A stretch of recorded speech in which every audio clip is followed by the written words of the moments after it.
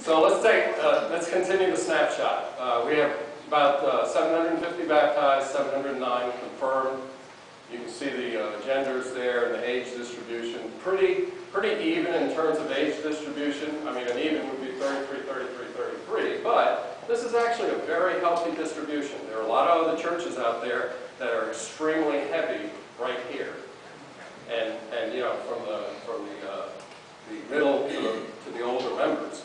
So we have a fairly good distribution in terms of age. Race, predominantly Caucasian, as you see there. And then finances, as indicated there. I will tell you, by comparison, there are 164 churches in the Virginia Synod. And they go from very small to large, is how they categorize them. We are technically a medium-sized church by that standard. The large church is over 1,000 members. So in terms of membership, Gloria Dei is considered a medium-sized church. By comparison, we are in the top 14, excuse me, in terms of size. So in the 164, Gloria Dei is in the top 14 in terms of numbers, sheer numbers that are reported. Now, what does that mean? I don't really know, to tell you the truth, because I don't know if those numbers are accurate or not, but that's what was published by the Synod and talks about all of the churches. So we're about top 14. In terms of finances, again, we are in the top 14. But again, I don't really know what that means because I don't know what they reported as opposed to what we reported. We have a church, a school, and Sunrise House. Typically, the report only reports on the church. But I don't know if somebody else in the Synod might have reported on some other ministries that they have and we didn't. So again, you have to kind of take it with a grain of salt. But I'm just trying to convey to you that out of 164 churches, we're considered one of the larger churches and we're considered one of the higher churches in terms of finances. In terms of a straight comparison between our annual budget, and this includes the school, Sunrise House, and the church, obviously. By comparison, the Synod is about $2.5 million.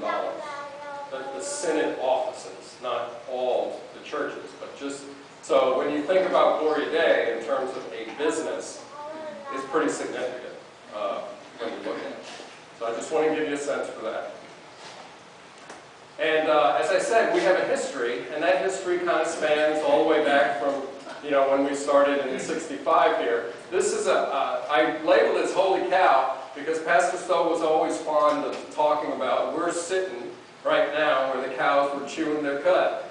That's how he used to say it. So this is a holy cow slide. Holy cow, look at where we came from. You know, and I'm not trying to say, hey, let's pat ourselves on the back, because this was the work of the Holy Spirit that worked in our lives and the lives of other saints that have preceded us.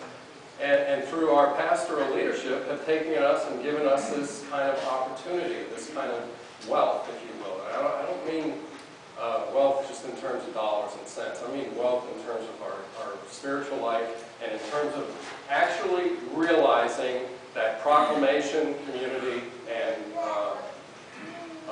service. This is how we have done proclamation, community, and service at Gloria. And this is a reused slide. Some of you will recognize this from the Dreams and Visions campaign that we had. I just updated it and gave us some additional. We're all updated up to the Fields of Faith. HC land stands for Harris Creek. Harris Creek, right. It's not Holy Cow. Yeah. But, you know, along the way, talk about the response of the faithful. These are 14 building campaigns, all the way down to the Fields of Faith. So again, as a community, we have responded to the mission and the mandate that was given to us. And that's all I wanted to do, is give you an appreciation for the heritage that we have in responding to the will of God.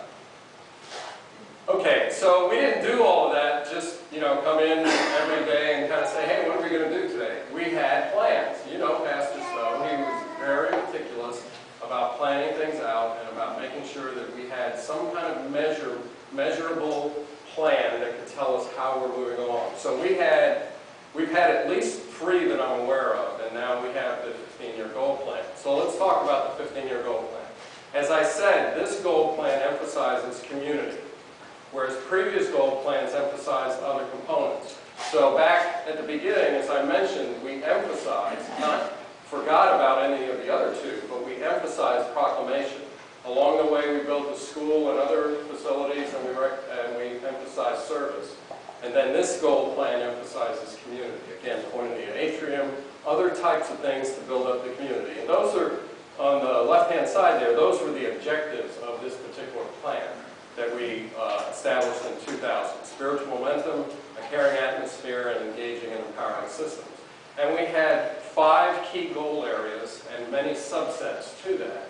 And again, I show you this because the survey reflected back on this and asked you about it. What do you think?